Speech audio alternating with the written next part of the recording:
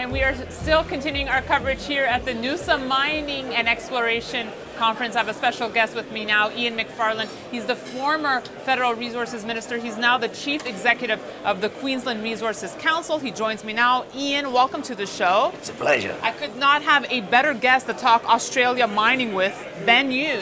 Oh, well, yeah, I've been around a little while. Yeah, give us a little bit, about the pulse of the industry right now, the sentiment you're feeling. It's booming here. Yeah, as you know, it's a cyclical industry, and at the moment there is a quiet confidence, dare I say, and optimism.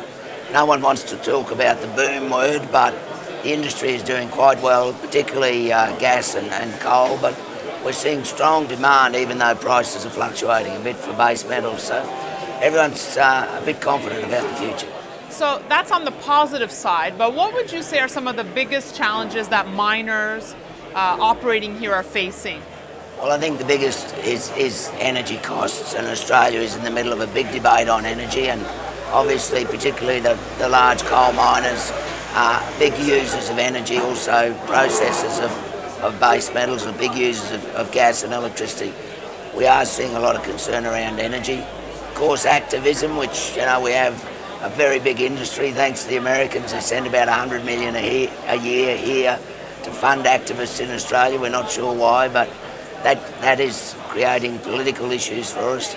Regulations are getting higher. So environmental activists? Yeah, basically people who want to stop the industry, and that means we have to satisfy more regulations, which is good in a way because we can say we produce commodities at the best environmental standards in the world, but it just makes it that bit harder. Australia and Canada are always battling it out for best mining jurisdiction in the world. What are some initiatives that you folks are doing to attract miners over here?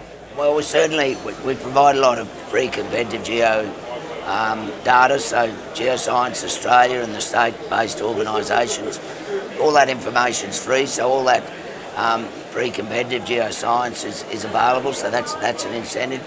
There are incentives to go out and actually physically explore, and the Queensland government runs a program, particularly in the Northwest Mineral Province. We are seeing, we have a very competitive international tax system in terms of offshore oil and gas, so that helps as well. But generally, I think in the end, why do people invest here? Because of prospectivity and because of long-term stability in a geopolitical sense. They know if they've got a mine here, it's going to belong to them right to the end. There's not going to be a change of government that means they lose that ownership. And offline we were saying, despite the lackluster performance of gold and silver right now, that really hasn't turned investors away. No. At least here. It's a different story in North America, but why do you think that it's different?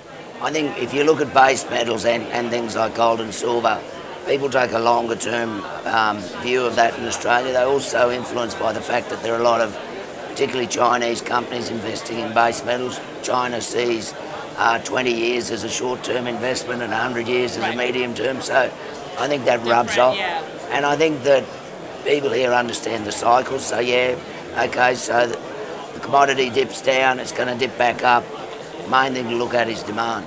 Finally, I need to ask you, with all this talk of pending trade wars and whatnot, do you see that having an impact on mining here at all? I think there'll be give and take in terms of trade, and it's always been difficult for Australia because we're massive exporters. We basically export 80% of everything we produce, including agriculture. So we'll work our way through that. Trade wars will cause fluctuations, particularly. We look at aluminium, that's going to be one of the commodities affected. But look, we'll just ride that through. Those things come and go. Is there one commodity that Queensland plans to focus on more and promote more this year? No, look, obviously the energy sector is very important, gas, thermal coal, but also, of course, met coal, because the demand for steel globally, we are the best producers of met coal in the world. So it's like children, you love them all equally. We love them all equally. Thank you so much for joining us. It's been a pleasure. And thanks for watching. We'll have more for you on Kitco.com. Thanks, Ian.